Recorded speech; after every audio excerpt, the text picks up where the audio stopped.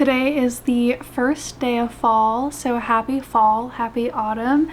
Today we're going to be talking about all the books that I want to read in the season of fall, specifically Halloween time. I feel like I should have started my fall reads September 1st, but I was kind of holding on to the last little bits of summer because I didn't want summer to end, so I kept reading summery books into September. And I'm officially going to be starting some fall reads, and I wanted to share with you all of the books that I'm going to read or try to read this fall. It's a lot of books, and this does not accurately depict the amount of books that I read currently. I feel like I used to read a lot more. This year I'm slowly starting to get back into my reading groove, and depends on the book, but I tend to rip through books if I give myself the time. I procrastinate, and I have so many other things that I like to do, so it's difficult sometimes to read, but I have high hopes that I'll get into the full swing of things, especially as it gets colder and I just yearn for a cozy book and a little late night read. I think these books are gonna be really fun. I have some lit fic, literary fiction, I have some horror, I have a few books that I feel like I need to read.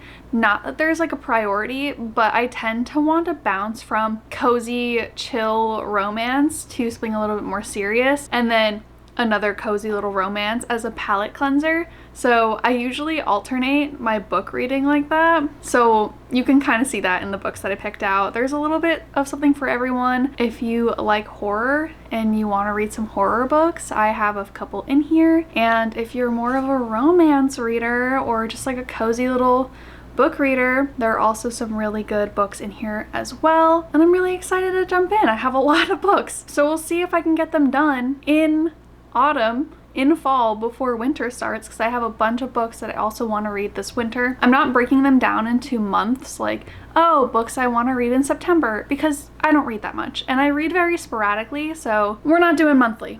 We're doing the entire season. So happy September, happy autumn. It's finally here, it's finally upon us. Let's get into the books, and don't forget to like, comment, and subscribe, and let me know what books you're looking forward to reading this autumn, this fall. I got one pile of books. The first book that I want to read this fall is The Shining by Stephen King. I started this book a while ago and I read a decent amount of it. It wasn't this specific edition of The Shining, but I did find this edition. I bought it used, obviously it's well used, and I just love this specific edition. The other one was also really cool, but I did give that to somebody who hopefully is going to love it just as much as I love this copy. But the yellow and the way the title is written, it just looks amazing, and it's just so good. Does it say how much this copy was? It probably doesn't, right? I'm really excited to finish it. So I don't know if it counts because I've already started it, but it was so long ago that I barely remember. I think I would restart it because I remember a couple little bits of it. I don't know. I remember it being a lot different than the movie. Obviously, I know that there are a lot of differences. I know that Stanley Kubrick read a different edition of the book, and so the ending of The Shining, the movie, is different than the book. I don't know how different, and I know that they kind of take the themes differently. I'm excited to finally read it and finish it and compare the film with the book because I love the film. I'm super excited. Yeah, it's about this couple and their kid who move into a hotel for the winter because the father is going to be the caretaker of the hotel while everyone's gone for the entire winter. And I should probably read this in winter, but it's spooky fall themed, and I just feel like it's a long book, so maybe I'll read it towards the end, like in November into December, kind of like a late fall, early winter kind of book. That's the vibe that I'm picking up. I'm gonna read this one in November, so I'll let you know. This next book I picked up on Amazon because I saw that it was getting published. So I pre-ordered it, and it's basically about a paranormal bed and breakfast. We have Ravenfall. I believe it's book 1. I think it's book 1 in a series. I've never read any books by this author, Kayln Josephson. I've never read any books by them. But this one is about a cute little bed and breakfast that's in between the human world and the other world. So it's kind of paranormal and it's in between these two little areas. It takes place during Halloween and it looks really, really cute and cozy, and I'm super excited to actually read this because I've had it on my bookshelf for so long and I just haven't touched it. This is gonna be perfect in October, maybe even September. I feel like it's gonna be a really short read, and there is a sequel, I think. It looks like it is on the back. I don't really know much about it. I just know that I want to read it and it looks super cute. And bed and breakfast, cozy little Halloween vibes, paranormal things. That is right up my alley, so I'm very excited to try this out. This next book is a book that I was planning on reading this summer, but I didn't end up getting to it. It's a very short one, so I might read it next, but it is called Slow Days, Fast Company, The World, the Flesh in LA by babitz. And it's 70s, 60s vibes in LA. I really think this would have been so nice in the summer, so maybe I'll push this one up and read it next since it's kind of still got that summer vibe and it hasn't gotten too cold and cozy yet, so I don't have to rush into some of my spookier books. I definitely want to get more into literary fiction. I graduated with an English degree, and I don't even use my English degree, but I feel like I kind of lost sight of my love for literary fiction, and I want to dive back into it. I feel like I need to hone in on what drew me to English classes and literature and storytelling in the first place, and I'm just super excited to give this one a try and read this. It's super short. It might be a bunch of short stories. I think it's short stories. That's what I'm thinking.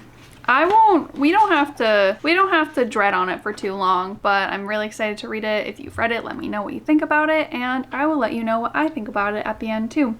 Don't know what it's about. Think it's gonna be good though. The next book is another book that I wanted to read this summer, but I didn't read it. So I will be reading it again at the end of summer into fall. The Virgin Suicides. Ooh, this cover, it's like gold leafed. It's beautiful, and it's by Jeffrey Eugenides?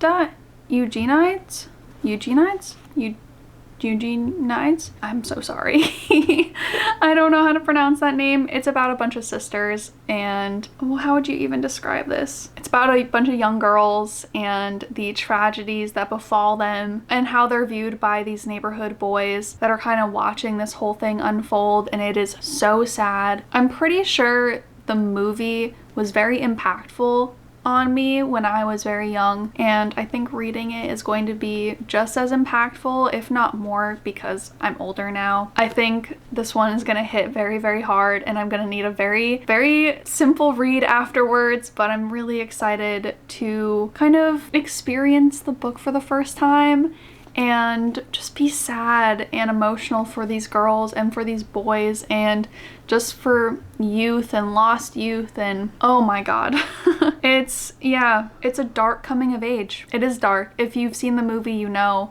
I don't know how closely the movie and the book are. I'm pretty sure the book, it describes the girls way more, and the way they're introduced kind of reflects the way they die. Oh my god, I'm already breaking my own heart just thinking about it. I'm excited to read it though. The next book that I have is Final Girls by Riley Sager. Riley Sager is a very, very popular author, especially on Book Talk. I have never read any of Riley Sager's books, but I get book of the month for the time being, and I had an extra credit and I was like, I don't know what I'm gonna get. I picked up Final Girls. I'm really excited to read it. I love the idea of Final Girls. I think that concept is just, it's so good, but also it's such an interesting trope to have, and I want more. I want more, and I want it done in different ways, and I'm excited to see how this is played out, what it's about.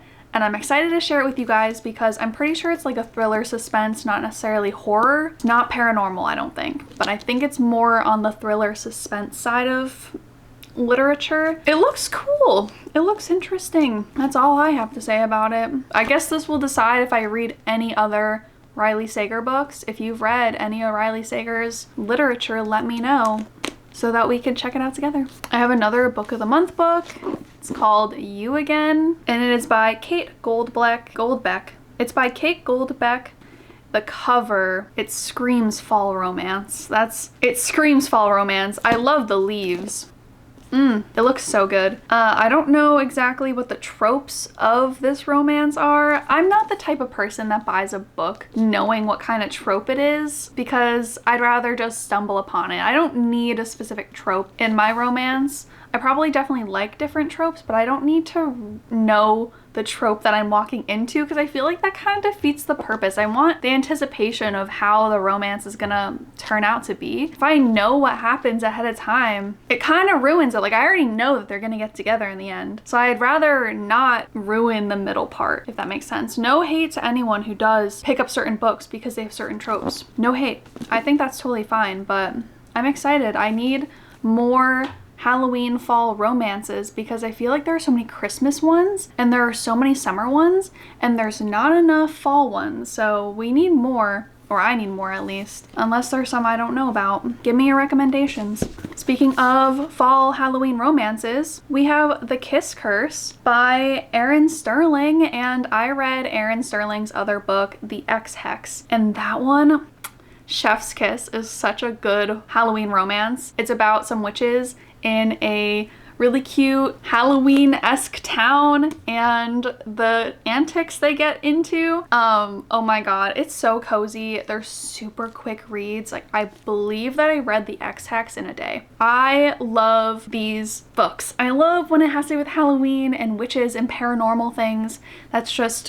It's so good. It's like if a horror movie just went non-horror route and just went straight into romance, which is fine. I like that too, but this is so good, and I'm excited because I already know the characters, so it's basically the same family, just the other sister and her story, and I really like that because I already feel like I know this family and I know the characters and I know the town, so it's kind of like I'm revisiting it. And I haven't read The Ex-Hex. I think that was like a couple years ago.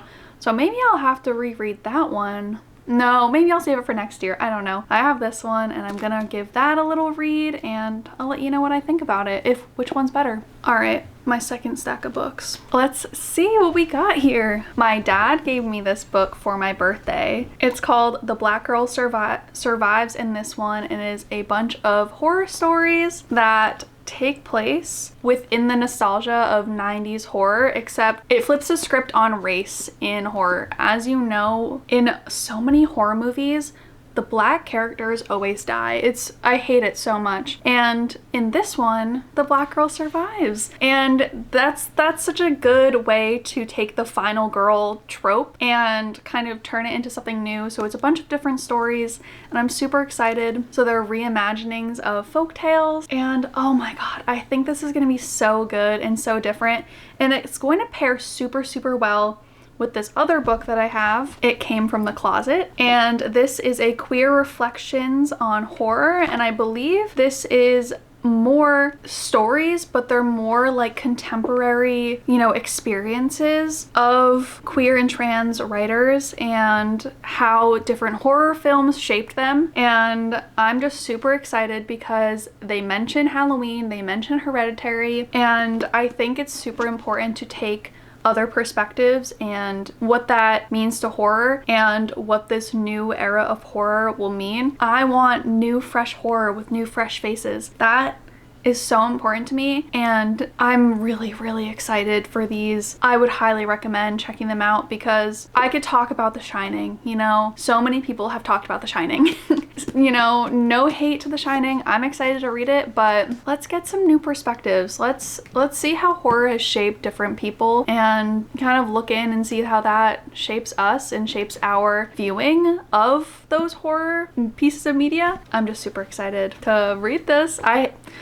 It's literally, my degree in college was an English degree and a women and gender studies degree. So I get to take those two things and put them together and then take my love of horror and just make it like the little trio. I'm super excited. I will definitely let you guys know what I think. If anybody's interested, I would highly recommend checking them out and read them along with me. So the next one I have is Anoka, and it is by Shane Hawk. It is a debut horror collection that uses themes of family, grief, loneliness, and identity through the lens of Indigenous life. And I'm super excited. Let me read you the back. So it says, welcome to Anoka, Minnesota, a small city just outside of the Twin Cities dubbed the Halloween capital of the world since 1937. Here before you lie several tales involving bone collectors, pagan witches, werewolves, skeletal bison, and cloned children. It is up to you to decipher between fact and fiction as the author has woven historical facts into his narratives. I'm so excited, and it's with an Indigenous lens. I'm super, super excited to read this. I just want to diversify my horror experience and try new things, and I think this is going to be perfect for Halloween. Again, super short. It is a beautiful cover as well. So hopefully this one will just be chef's kiss with the rest of them. I also have another collection anthology. This is an Indigenous dark fiction anthology called Never Whistle at Night. It's edited by Shane Hawk, who did Anoka. So I'm really excited for this. I've seen a lot about this book, so I'm really excited to read this. I think that this will be really, really good. It's, I think, highly spoken about, and it just looks so good. In the back it says, many Indigenous people believe that one should never whistle at night. It can cause evil spirits to appear and even follow you home. And it's all of these tales about ghosts, curses, hauntings, and oh my god, it just looks so good, and the cover is beautiful. That's all I need. I'm just sold on a cover and horror. That's all I care about. But again, Indigenous voices, Indigenous stories, and pairing that with queer stories about horror, and also retellings with Black women in horror. What a good collection. What a wonderful time. I'm so excited to read these. I will also have all of these books listed below so that you could go check them out at your local bookstore if you'd like to. I'd highly recommend trying to find a small independent bookstore. If there isn't one in your area, maybe you can order online at one of these and support a local business, support smaller independent bookstores. All right, we're almost done. I want to read The Mary Shelley Club by Goldy Moldavsky. Goldy Moldavsky. If I butchered that again, I'm so sorry. This is, I think, a young adult book, but I don't really care. I'm 25 and I truly don't feel like I'm 25. I feel like I'm like 20, so I don't care. I think young adult fiction is still super important to read. I think there's value in literature of all kinds. I think children's books tell us really important things as well. I don't think age is any indicator that a book is not necessarily for a reader. So I'm gonna read The Mary Shelley Club because it's giving horror, obviously. It looks pretty good. It looks like I'm gonna read it very fast, but I think I'm gonna be really tied into it. There's a killer, and there's a serial killer, and homicidal dolls, fear tests, and movie tropes. I don't know.